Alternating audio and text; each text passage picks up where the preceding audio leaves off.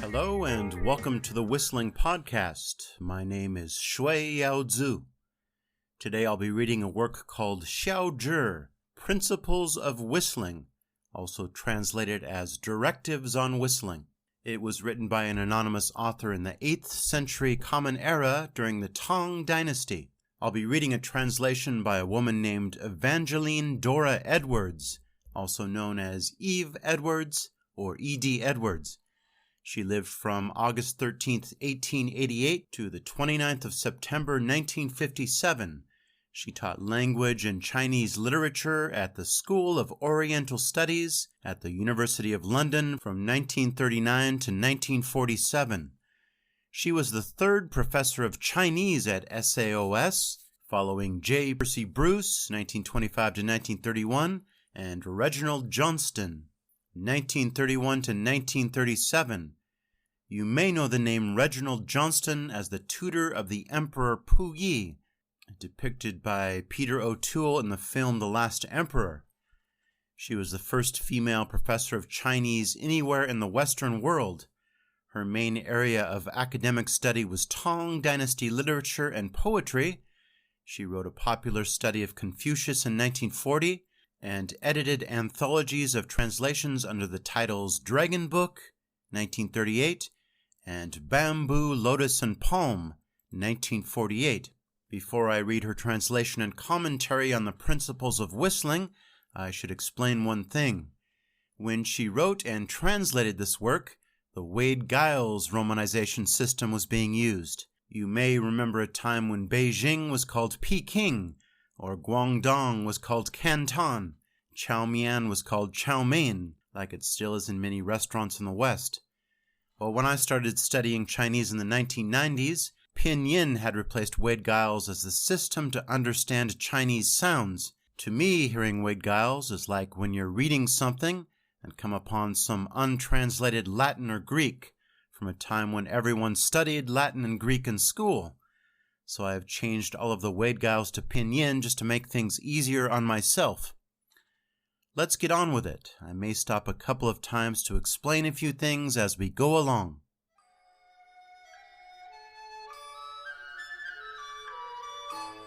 Xiaozhi, Principles of Whistling, translated with commentary by E.D. Edwards. Music has its origin in nature, a fact which is recognized by the Chinese. Music may be conscious, men, or unconscious, animals, storms, etc. Vocal imitation preceded instrumental, which may have originated in the limitations of the human vocal cords.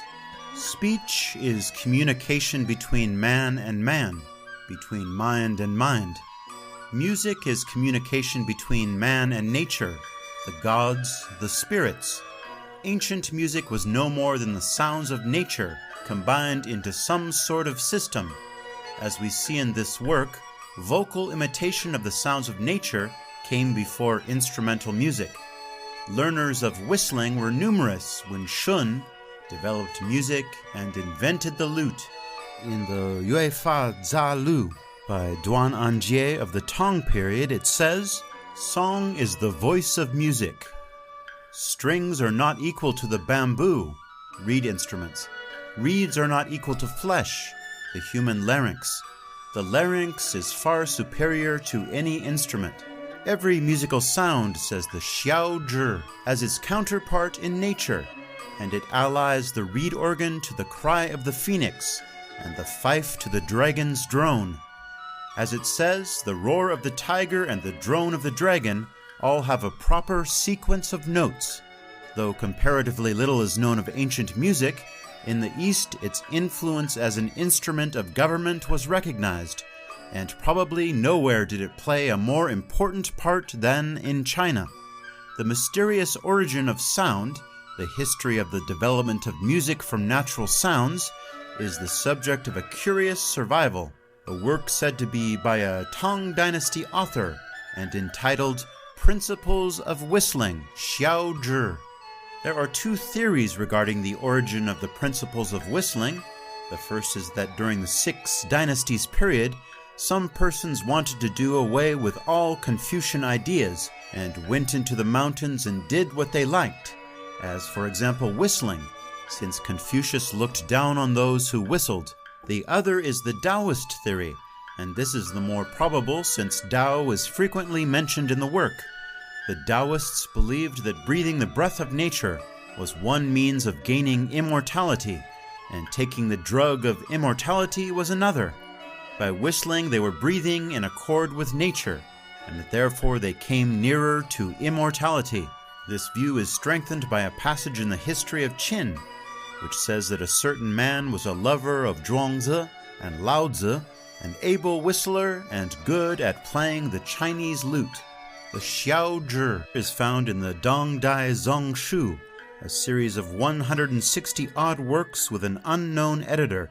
As to the date of the Xiao Zhi, we have only the evidence of the Fengshi Wen Jianchi, Volume 5, where under the heading Whistling, it says that in AD 765, Sun Guang, judge of the Supreme Court, wrote the Xiao Zhi. The word xiao is given in the dictionary as meaning a whistling, hissing sound, to scream, to whistle. The word is also read su, meaning to moan. This article, which I take to be on how to whistle, says that a good whistler commands the attention of the whole world of spirits. In my view, this is one of the earliest works on phonetics. It tells one how to make certain sounds and how to check them when they are made.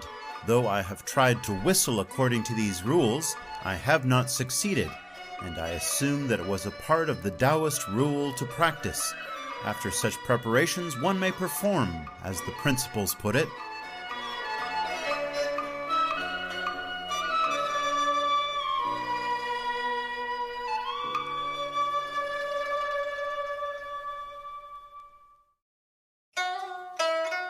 Preface.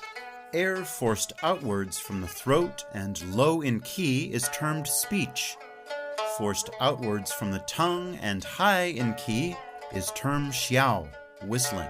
The low key of speech is sufficient for the conduct of human affairs, for the expression of our natural feelings. The high key of whistling can move supernatural beings and is everlasting. Indeed, though a good speaker can win response from 1,000 li, a good whistler commands the attention of the whole world of spirits. The learners of the art are as follows.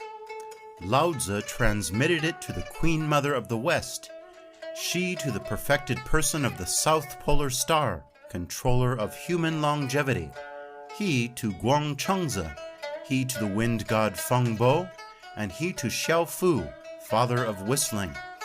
Father of whistling taught it to 7-inch tall Wu Guang, he to Emperor Yao, and Yao to Emperor Shun, who invented the zither. Shun transmitted whistling to Yu the Great, after whom the art declined until it was revived by the Jin Dynasty, 266 to 420, Common Era. Taoist transcendent Sun Gong, aka Sun Dung, of Mount Taihong, who obtained the technique, achieved the way, and disappeared without teaching it to anyone. Ruanji had a smattering of knowledge of the art, but after him it was lost and no longer heard. Whistling is dealt with in 15 chapters, starting from the first principles and ending with the conclusion. These give 12 methods, viz. The first is called YG, outward burst. The second is called Neiji, inward burst. The third is called Han, hold. The fourth is called Cang, hide. The fifth is called San, disperse. The sixth is called Yue, surpass.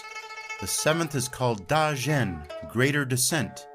The 8th is called Xiaojian, lesser descent. The 9th is called Xiu, no translation. The 10th is called Chur, no translation. The 11th is called Wu Tai, 5 majors. The 12th is called Wu Shao, 5 minors.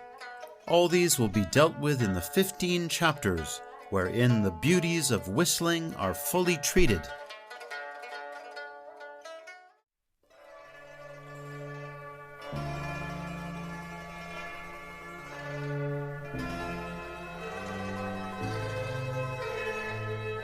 Number 1. First Principles. Now the first principles are the beginning of whistling. When a man's psyche is in a state of abstraction, his moral vision undistorted, when his ego is undisturbed and free from emulation, when externals leave him unmoved, when his heart always pleases the spirits, when his moral nature is in harmony and steady, then he may presume to discuss first principles. When the atmosphere is perfectly normal and the earth currents balanced, when the sky is clear overhead and the sun and moon are in favorable conjunction, then one may mortify the spirit and nullify the body. The vivifying elixir will still diffuse, and the magic fountain gush. Then regulate the respiration, correct the relative positions of lips and teeth, compose the sides of the mouth, relax the tongue, practice in some retired spot. After such preparations, one may perform. Select the purest of the Wu Tai. Let high and low notes follow in natural cadence without abrupt changes. These are the notes of the first principles. Proceeding to discussion, certainly the production of any one note compels a listener to dwell upon that note. When the ear has mastered it, when the mind has absorbed it, when it has entered into harmony with one's inner nature and become suited to one's intelligence, then one really understands. 1. YG. Outward burst. Place the tongue in close contact with the inside of the upper teeth. Open wide both lips and force the breath outwards, letting the sound go out. This is called YG. 2. Neiji. Inward burst. Place the tongue as before. Close both lips, compressing them to a point, like the opening of a stalk of wheat. Pass the breath through, making the sound go inwards. This is called Neiji. 3. Han.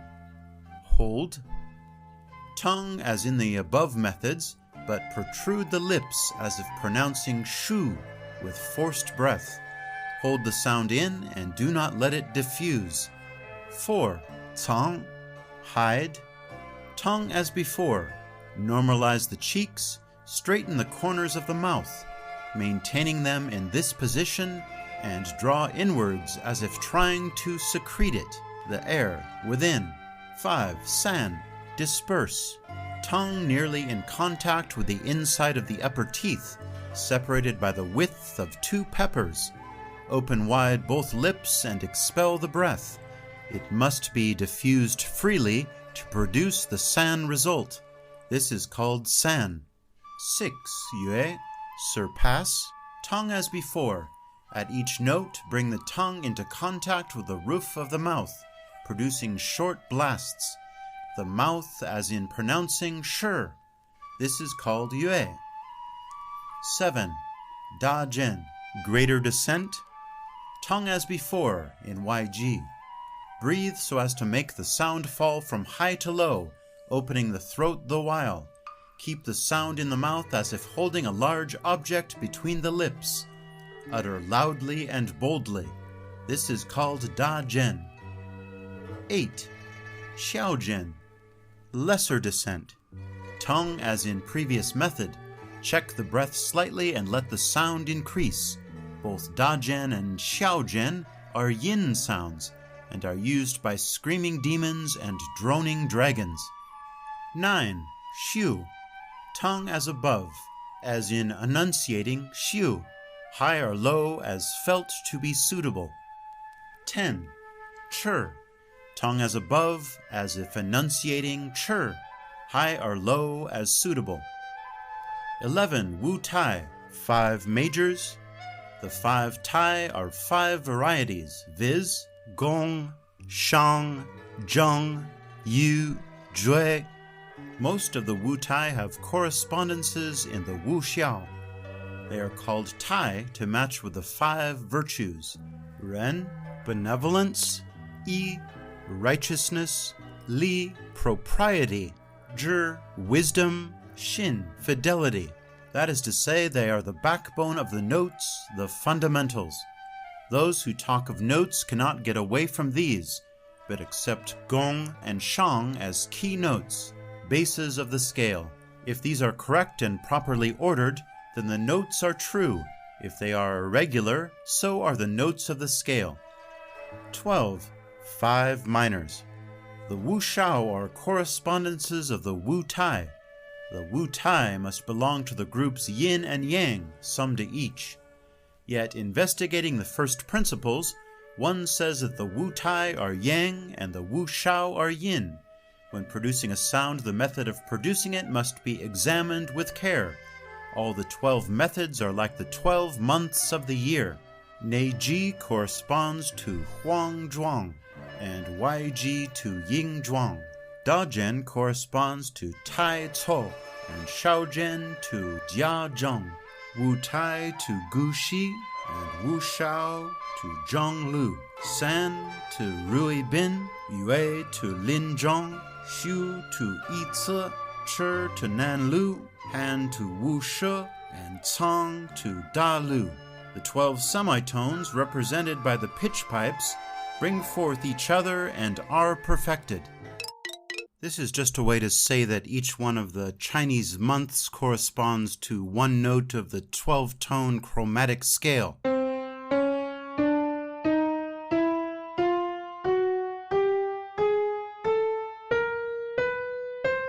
The modern Chinese calendar is actually quite simple. Each month just has a number, 1 to 12. In older times, each season was divided into 3 months.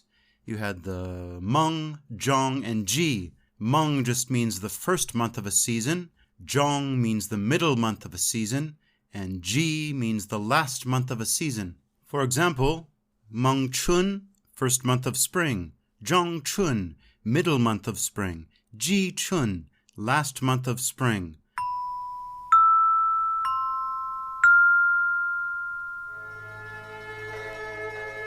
Number 2. Fleeting Cloud. Fleeting Cloud was heard by one who in ancient days was good at whistling, and hearing the voice of Han O, wrote it down. Sensuous and haunting, it is most beautiful when it is in harmony with the gong tune. It sinks and floats, rises and disappears, and may be compared with a dragon sporting in a spring fountain. Rising to dizzy heights, the note checks the fleeting clouds, hence the name Fleeting Cloud. It recalls forest pools in spring dawn or gentle breezes at sunset. The specially proper way to do it is to open with Neiji, continue to San and Han, Yue, and Xiaojian, ending in Xu and Chi, continuing to Wu Xiao. Such is the general outline of Fleeting Cloud. The notes bear a certain fixed character. The sounds tell of a dragon or a tiger or a cicada or a demon. Once performed, it is easy to repeat. Moreover, every air is followed by variations. In fact, it is said there are around dozen variations, all very superior. The lute suits southern manners. The reed organ suits the cry of the phoenix. The fife suits the dragon's drone. Every musical sound has its counterpart in nature, so the roar of the tiger and the drone of a dragon all have a proper sequence of notes. What is here prefaced is dealt with later. I've been trying to search for these tunes, but I have had no luck yet. Seems more likely that there's sort of recipes or spells to provoke some response in nature and not actual musical tunes. I may be wrong, and I hope to find out more later.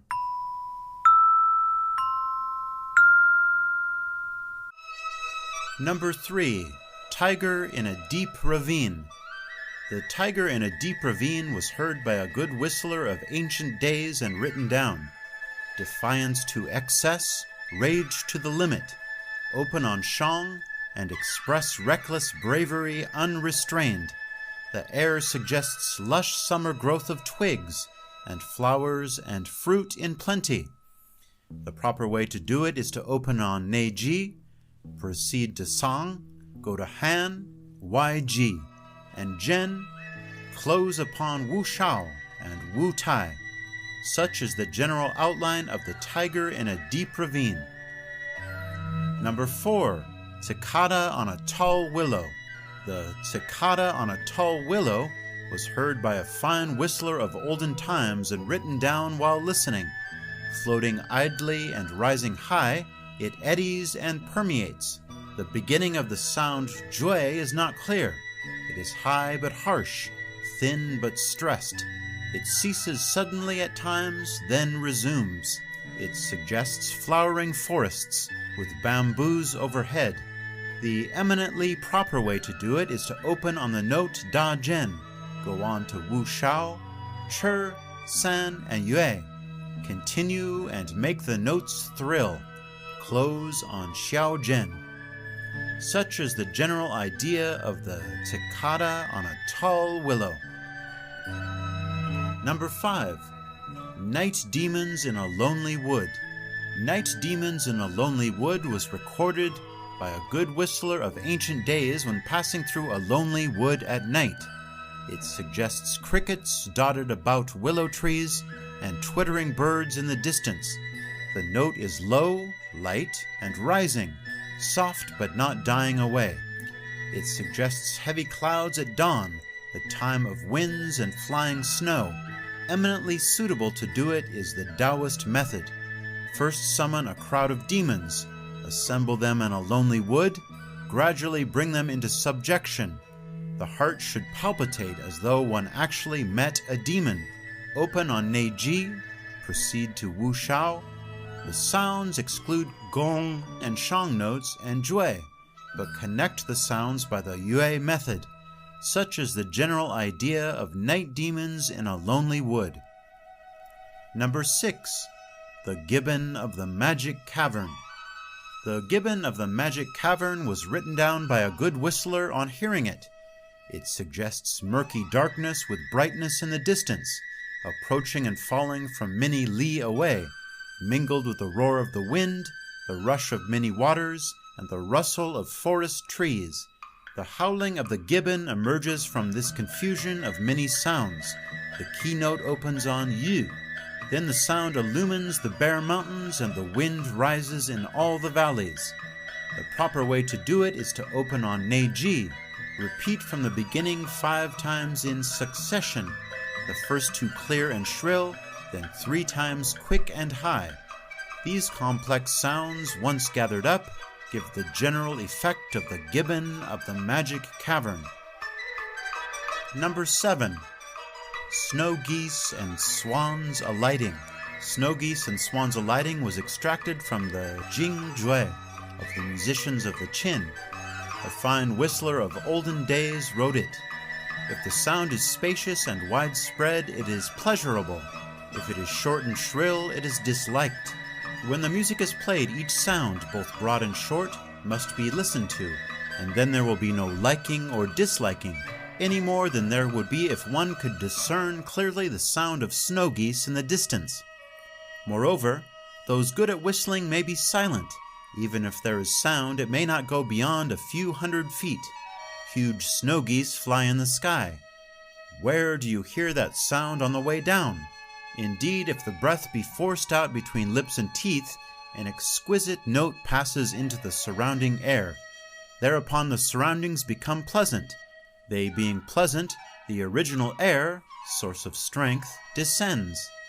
The snow goose can fly down from the flying clouds or float above in the sky. Can you say it cannot come down from the sky? As high autumn is mild and the scenery beautiful, so the specially proper way to do it is first to produce some score of times the rustle of swans rising up wind. This is YG, then continuing to Shu and Chi. modulate into Wu Tai, and end on San and Yue. 3 performances, and fine weather will come. 5, and the flying clouds will roll up. 9, and the snow geese and swans will alight. Such is the snow geese and swans alighting.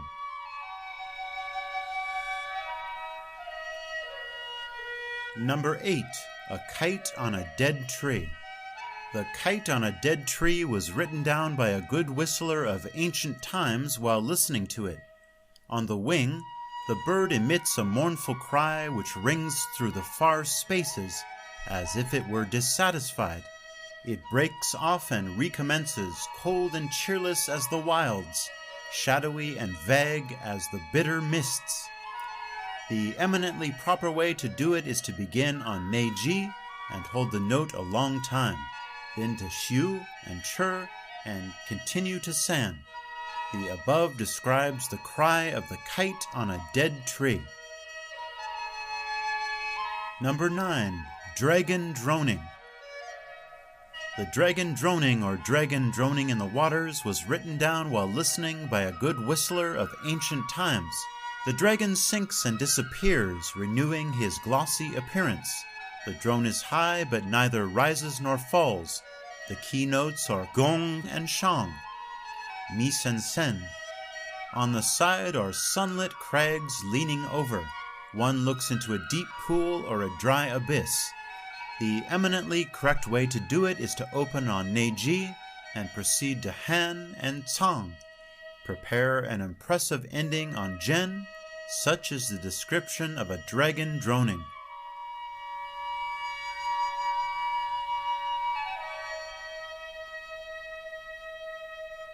Number 10, earthquake. The earthquake is extracted from Gong Sun. The notes were corrected by musicians of the Qin Kingdom. The sound is widespread and vast, uniform without variation all through, mysterious and continuous.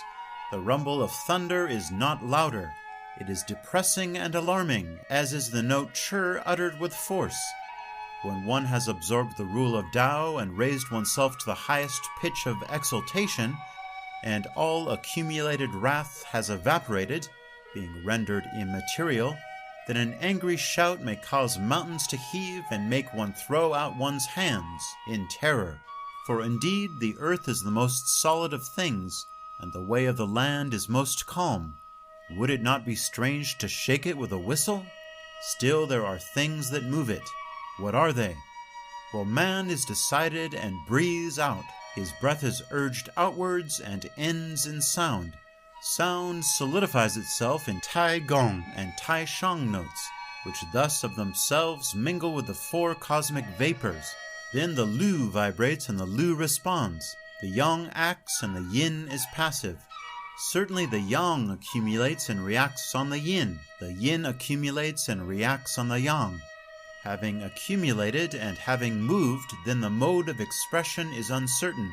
Since the earth rests upon these 2 interactive steps, how can they disturb what they support and hold?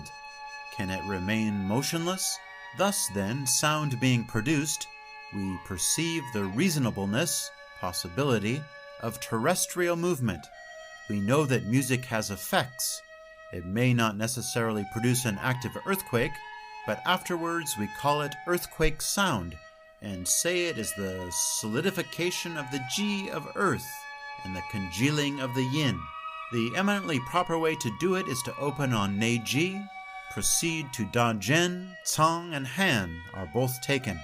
Wu Tai expresses the moving. This is the description of the earthquake.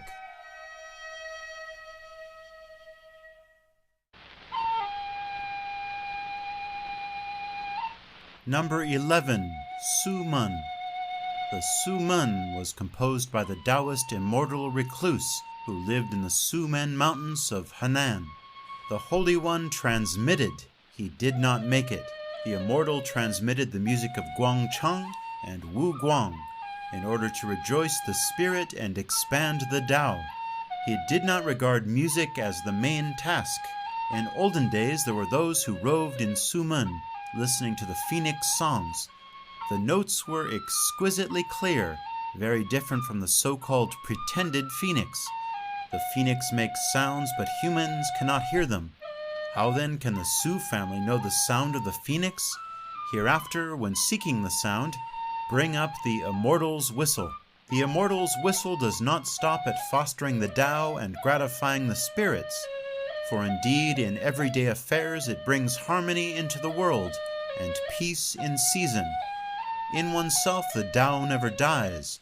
In objective matters it assists all that is sacred and conducts the 5 influences. In the arcana of nature order prevails. For success in obtaining response to such efforts, nothing approaches music. The immortal has evolved the one successful form. As to all wild things, whistling is the one thing needful. Ruan Suzong of Jin, aka Ruan Ji, was a fine whistler. Hearing that the immortal thought himself his equal, he, Ruan, went to visit him. The immortal remained seated with his hair in disorder. Ruan bowed repeatedly and inquired after his health. Thrice and again, thrice he addressed his uncivil host. The immortal maintained his attitude and made no response. Ji then whistled some score of notes and left. The immortal, estimating that his guest had not gone far, began to whistle the Jing Jue to the extent of 4 or 5 movements. But Ji perceived that the mountains and all growing things took on a different sound. Presently came a fierce whirlwind with pelting rain, followed by phoenixes and peacocks in flocks. No one could count them. Ji was alarmed, but also pleased, and he returned home and wrote down the story.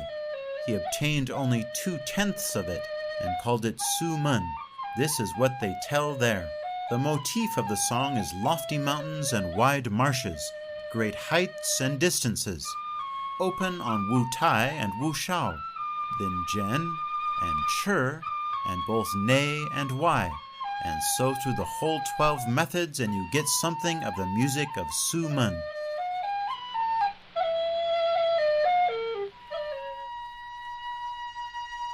Number 12. Liu Gong Commanding Demons. Liu Gong Commanding Demons was composed by Liu Zhen. Liu Zhen attained to being the perfect, complete Taoist. He possessed a refined taste in whistling. Being insulted by the prefect, he whistled, and called his, the prefect's grandfather, of the 7th generation to come. He came forthwith. His notes were pure and high, short and quick. Anyone below the average of musical taste disliked listening to his performance.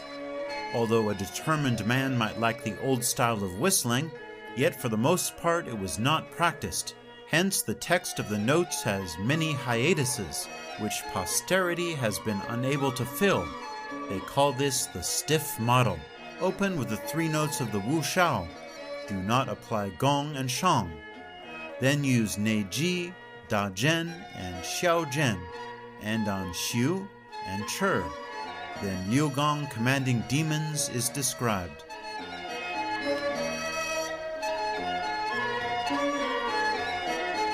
Number 13. The Loose Rhymes of the Ruan.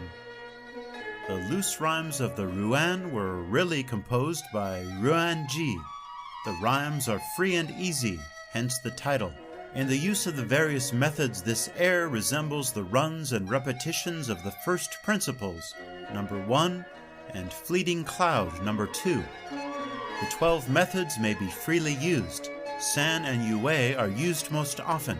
Both persons of refinement and culture and commonplace and mean folk can listen with appreciation.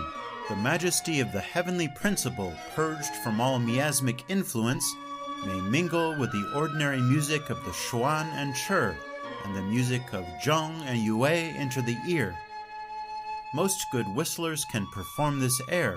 Whenever persons retired in the woods and by springs puff out wind, and by accident produce a rhymed sound, if their attempt misses success, it is simply a misfire. If it is completely successful, then it remains. The above gives a general idea of the loose rhymes of the Ruan.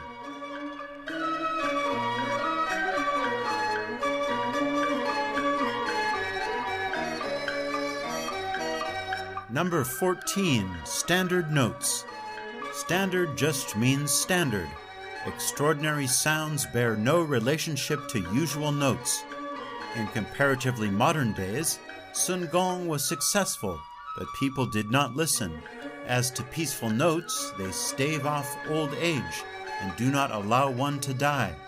These standard notes are known about, but the notes themselves are lost.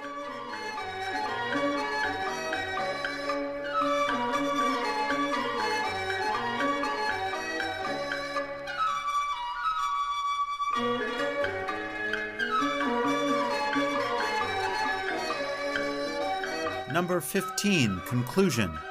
The conclusion is at the extremities of the scale, the end of the great Tao. After the days of Yao and Shun, there was some idea of these notes, but the actual notes were lost.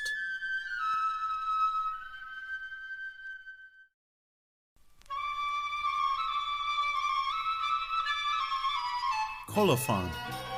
The name of the author of the Principles of Whistling is not given. Looking at the general statement, it seems very probable that it was written by someone in the Tang Dynasty, but there is no evidence to decide this. This book is exceedingly rare. The preface says the Western Queen Mother taught the fairy of the South Polar Star. He passed it on to Guang Chengzi. This is extravagant talk and not usually accepted, but the 12 methods are found in Sun Dong and Ruanji, so that we can truly say we have the general purport of whistling. The preface also says that Sun Dong did not hand on the gift to anyone, and after Ruanji it disappeared and was no more heard. I once went to Luoyang on business and made a trip to the Sumen Mountains, visiting the former haunts of Sun and Ruan.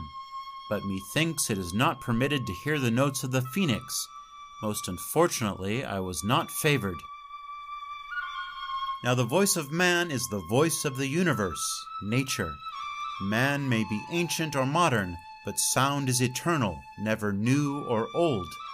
Now this book is going forth, and who knows whether a Sun or Ruan may not appear in some mountains or woods, and that being so, who can say that there is an end to whistling?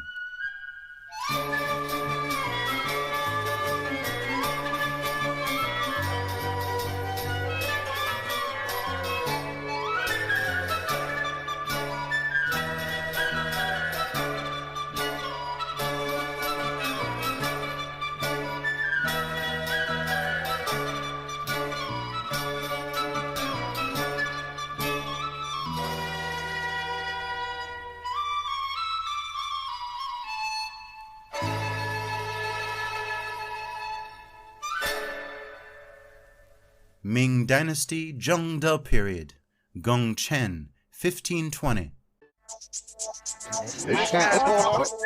Call action. A call to action. Call action. Call to action. A call to action. A call to action. A call to action.